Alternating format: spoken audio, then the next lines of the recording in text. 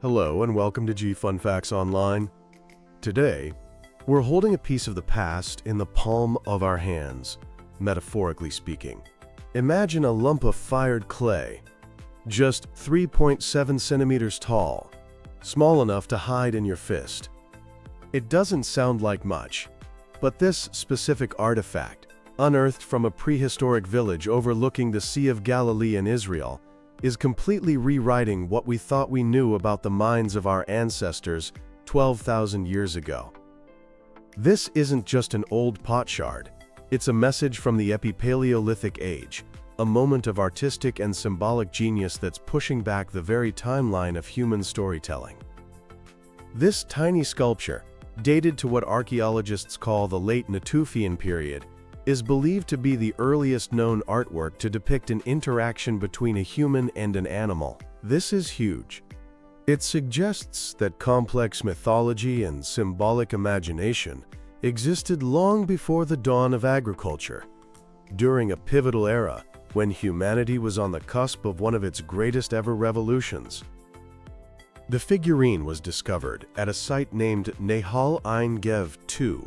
A team of archaeologists from the Hebrew University of Jerusalem, led by Professor Lior Grossman, uncovered it. This wasn't a temporary camp. Nahal Ein Gev II was a large, settled village inhabited for centuries, around 12,000 years ago. The people who lived there belonged to the Natufian culture. The Natufians are fascinating because they were among the first humans to stop wandering and settle down, building substantial stone houses in complex villages, all while still living as hunter-gatherers. They hadn't invented farming yet. They represent a critical bridge between the nomadic bands of the Stone Age and the settled agricultural societies that would soon define the Neolithic era. It was in this world of immense social change that our figurine was created.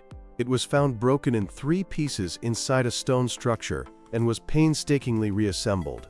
Dr. Laurent Devin, the lead author of the study on the piece, knew instantly he had something special.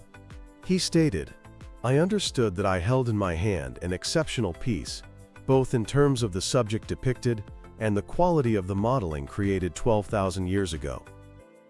So what exactly does it show? The figurine portrays a human figure, likely a woman, in a crouching position. We can infer she's female from details like oval imprints suggesting breasts, and an incised triangle representing the pubis. But the most startling part is what's on her back. A bird, identified as a goose, is resting on her, its wings spread and wrapped around her upper body almost like an embrace. The bird's head and beak are nestled against the side of the woman's face. It's an intimate and deeply strange scene. The craftsmanship is just as stunning as the subject. The artist, using local clay, sculpted this from a single block.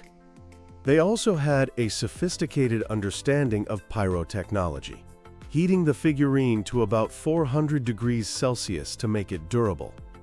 Microscopic analysis shows it was once coated in red ochre, a pigment often linked to ritual and symbolism in prehistoric cultures. And perhaps the most personal detail of all, preserved on the surface is a partial fingerprint, believed to belong to the artist. Analysis of the fingerprint's ridge density even suggests the creator might have been a woman, adding another profound layer to this ancient story. The big question, of course, is what does it all mean? Researchers are pretty confident this isn't just a snapshot of daily life. The people of Nahal Ein Gev II did hunt and eat geese. Their bones are found at the site. But this pose is all wrong for a hunting scene. A hunter wouldn't carry a captured bird this way, and the goose itself seems very much alive. The interaction feels symbolic, not practical. The most compelling interpretation is that we are looking at a mythological or shamanistic scene. It likely comes from an animistic belief system where the lines between humans, animals, and spirits were fluid. The archaeologists who studied it propose it could depict a mythical mating between a male goose and the woman.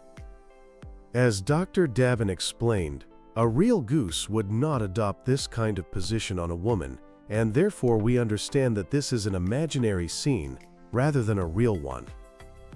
This kind of human-animal spiritual connection is a theme we see in the myths of later agricultural societies and even historical hunter-gatherer groups.